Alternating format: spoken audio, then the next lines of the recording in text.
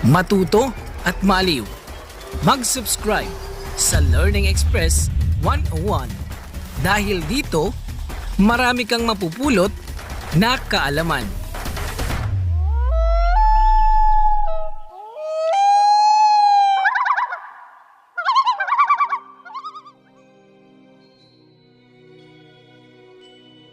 Ayan, kumusta mga ka-LE?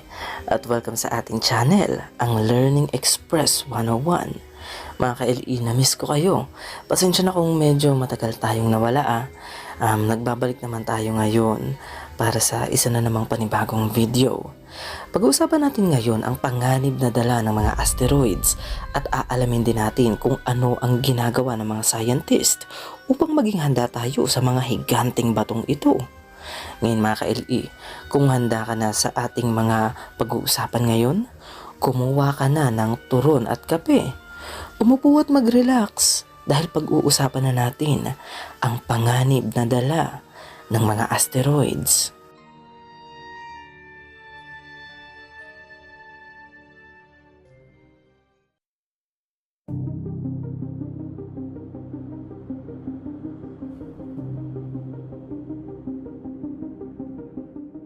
Ang mga asteroids ay ang mga batong pangkalawakan na nag-orbit din sa araw tulad at kasing bilis ng mga planeta.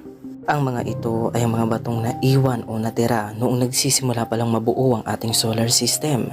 Pamilyar ng mga tao sa mga asteroids dahil napakaraming science fiction writers at movie makers na ang gumawa ng mga kwento at pelikula kung saan sangkot ang mga celestial bodies na ito. At madalas, ang kanilang mga kwento ay tungkol sa mga asteroid na sumalpok sa ating mundo. Ito marahil ang rason kung bakit madalas na i-imagine ng mga tao ang asteroid bilang bagay na magmimitya ng ating katapusan. Ngayon mga ka-LE, ang idea ng isang asteroid ang wawasak sa ating mundo ay hindi malayong mangyari sa totoong buhay. Natutunan natin sa mga basic science book na ang mga asteroid ay matatagpo ang nag-orbit sa pagitan ng Jupiter at Mars sa rehiyon na tinatawag nating asteroid belt. Dito, pinipigilan ng gravity ng Jupiter ang mga asteroid na dumiretso patungo sa ibang celestial bodies. Ngayon mga ka-LE, kahit pa nariyan ang Jupiter upang magsilbing pastol ng mga asteroids na ito, may ilang mga asteroid pa rin ang nakakawala sa asteroid belt dahil ang mga ito ay nahatak ng gravity ng malalapit na planeta. Dahil dito, nakakarating ang ilang asteroid sa rehiyon ng mga inner planets kung saan matatagpo ang nag-orbit ang Earth. Ang mga asteroids na napapalapit sa ating planeta ay tinatawag nating near-Earth objects at ang mga ito ay itinuturing na banta sa ating mundo.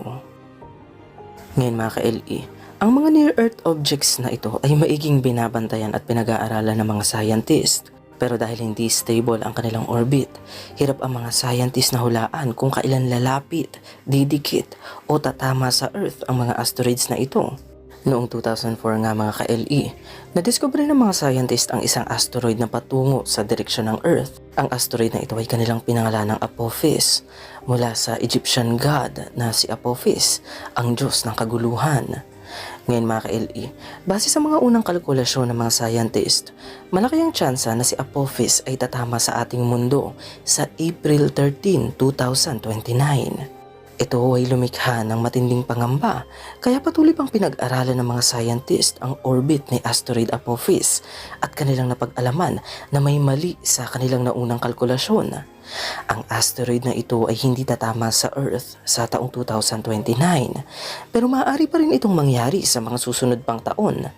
Base sa kanilang mga bagong kalkulasyon, si asteroid Apophis ay nakatadhanang bumangga sa ating mundo pero hindi tayo sigurado kung kailan ito mangyayari.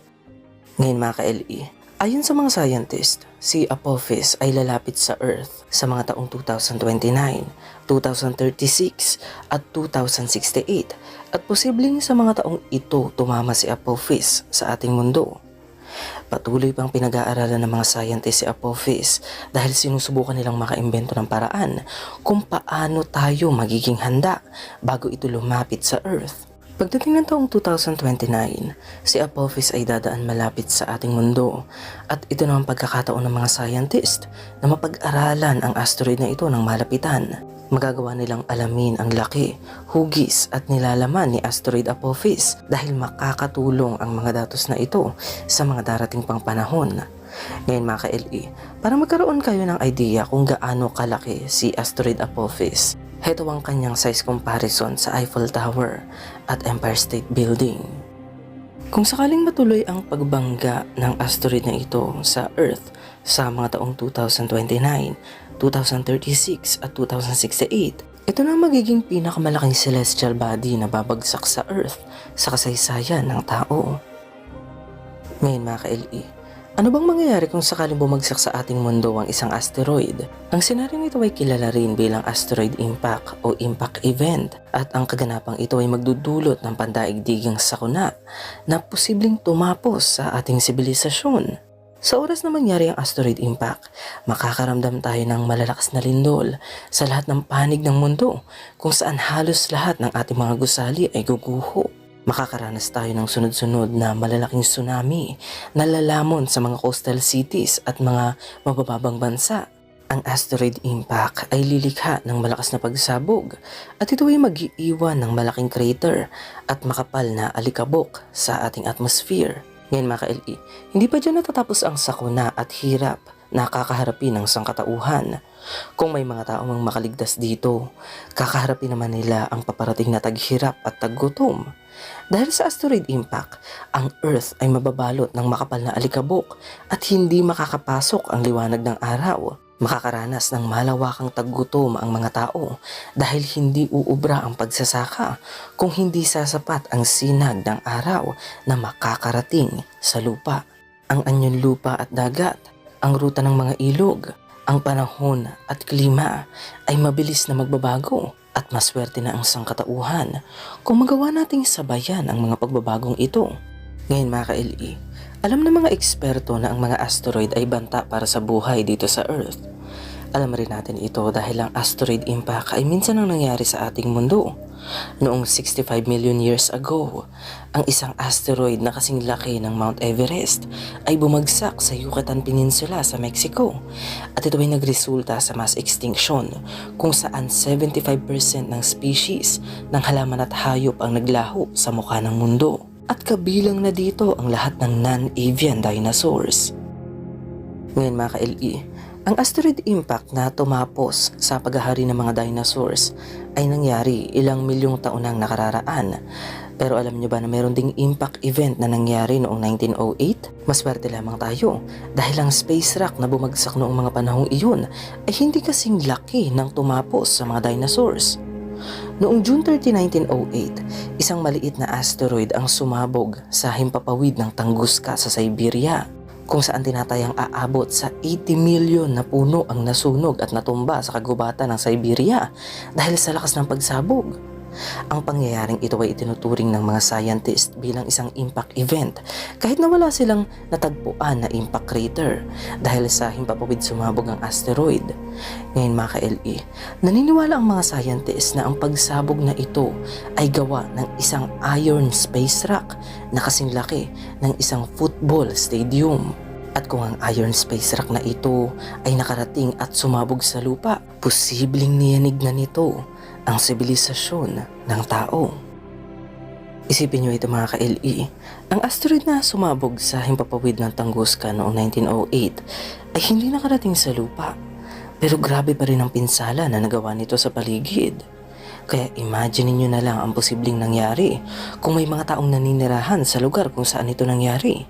Ang Tunguska incident ay isang halimbawa na nagsasabi na ang mga asteroids ay isang banta sa ating sibilisasyon.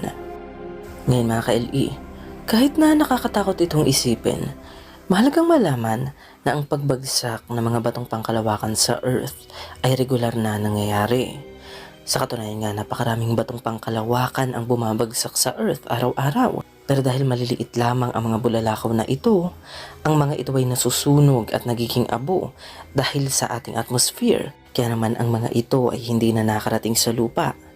Ayon sa pag-aaral, tinatayang aabot sa 17,000 na maliliit na piraso ng asteroid at kometa ang bumabagsak sa Earth taon-taon. Bukod pa riyan, ang malalaking asteroid na may lapad na 3,100 feet ay bumabagsak sa Earth kada 500,000 years. Samantalang ang mga dambuhalang asteroid naman na may lapad na 15,840 feet ay tinatayang bumabagsak sa Earth kada 20 million years. Ang mga datos na yan ay ang rason kung bakit may ilang mga scientist ang nagsasabi na ang impact event ay isang regular na bagay sa cycle ng ating mundo. At kung ang pagbagsak ng mga asteroid sa Earth ay lagi nangyayari, tama lang na maging handa tayo. Ngayon mga ka-LE, may isang biro ang sikat na sikat sa scientific community. Kaya daw naging extinct ang mga non-avian dinosaurs ay dahil hindi nila pinaghandaan o pinag-igihan ang kanilang space program. Tayong mga tao, hindi tayo tulad ng mga dinosaurs. Tayo ay may space program at ilang dekada na nating pinag-aaralan ng ating kalawakan.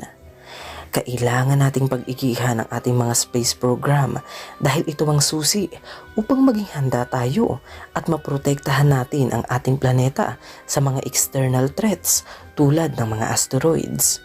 Ngayon mga ka-LE, sabihin natin may malaking asteroid na patungo sa direksyon ng Earth at ito ay siguradong tatama sa ating planeta.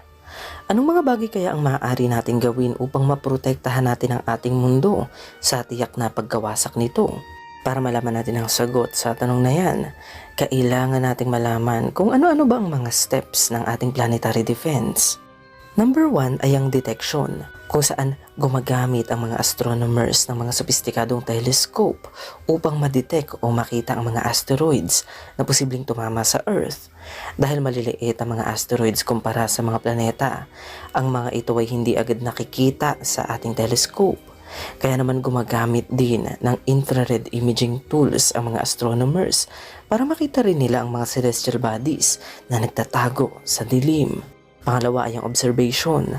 Sa oras na madiskubre ng mga astronomers ang isang asteroid na malapit sa Earth, babantayan nila ang paggalaw nito at aalamin nila kung paano ito mag-orbit. Ang obserbasyong ito ay maaaring tumagal ng ilang araw, linggo, buwan at kung minsan naman ay taon. Ang pangatlo ay ang definition. Sa bahaging ito, inaalam ng mga scientist ang mga katangian ng isang asteroid. Inuusisa nila ang structure, bilis, at rotation ng isang asteroid upang sila ay makagawa ng kalkulasyon at malaman nila kung ang asteroid ba ay banta sa ating mundo o hindi.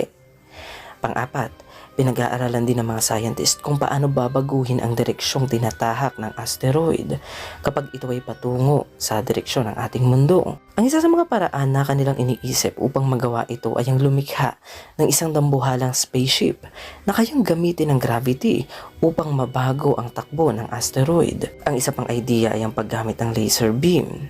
Kapag hindi nagtagumpay ang mga ito, posibleng gumamit na tayo ng nuklear na armas upang pasabugin ang asteroid sa milyong-milyong piraso. Kaso nga lang, kailangan naman nating maghanda sa maliliit na space rock na posibleng bumagsak sa atin.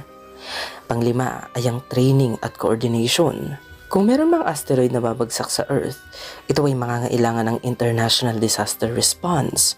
Kailangan magtulungan ng mga bansa upang ating mamanage ang pandaigdigang sakunang ito. Ang mga bansa ay kinakailangang mag-provide ng asteroid impact drill at training sa publiko para naman may alam ang mga mamamayan kung ano ang gagawin kapag may banta ng asteroid impact o hindi naman kaya kapag nagkaroon ng impact event. Mahalagang alam ng lahat ang banta at kung paano tutugon ng tama sa bantang ito. Sa madaling salita mga ka-LE, kailangan maging edukado at well-informed ang lahat upang maiwasan ang pagpapanik. Sa ngayon mga ka-LE, higit sa 10,000 asteroid na ang nadiskubre ng NASA at iba pang space agencies. Pero maliit lamang ang bilang na ito dahil tinatayang lampas sa 1,000,000 ang bilang ng asteroids na nag-orbit sa araw. At ang karamihan sa mga asteroids na ito ay matatagpuan sa asteroid belt, habang ang mga near-Earth objects naman o yung mga batong pangkalawakan na malapit sa Earth ay patuloy na binabantayan ng mga observers dito sa lupa. Pero mga ka-LE, huwag muna kayong mag-alala sa bagay na yan dahil ayon sa mga scientists ng NASA, Sa ngayon, walang banta ng malalaking asteroid ang tatama sa Earth sa susunod na 100 taon. Pero kahit na ganito, kailangan pa rin nating ipagpatuloy ang paghahanap. Baka kasi ang asteroid na dapat nating katakutan ay nariyan lamang at umaaligid, nag-aantay na siya ay ating madiskubri. At ayan ang mga bagay na dapat nating malaman sa mga asteroids. Ngayon mga ka-LE, anong masasabi nyo sa topic nating ito? I-comment nyo na yan sa baba dahil babasahin natin isa-isa ang mga yan. Bago tayo magtapos mga ka-LE, gusto ko lang muna kayo batiin ng Happy New Year. Sana maging masaya at masagana ang taong ito para sa ating lahat at lagi tayong mag-iingat. Pasensya na nga pala mga ka-LE kung medyo matagal-tagal akong nawala dahil meron lang akong pinagkabisihan at may mga bagong bagay tayo na sinubukan. So baka sa mga susunod nating video, malaman nyo kung ano yung pinagkabisihan ko na yon dahil baka mabanggit natin siya, di ba, ng unti-unti. At maraming salamat at nandito pa rin kayo mga ka-LE. Huwag niyong kalimutang bisitahin ang ating podcast channel, TikTok at Facebook page. Ang link sa mga yan ay nasa ating description. Gaya ng lagi kong sinasabi mga ka-LE, maraming salamat sa pagsama sa amin ngayong Sabado. Kita-kits sa susunod nating video dahil marami pa tayong interesanting bagay na pag-uusapan. Kaya huwag kayong mawala mga ka-LE. Sana naggising namin ang isip nyo. Walang bibitiw, kapit lang. Hanggang sa muli mga ka-LE. Salamat.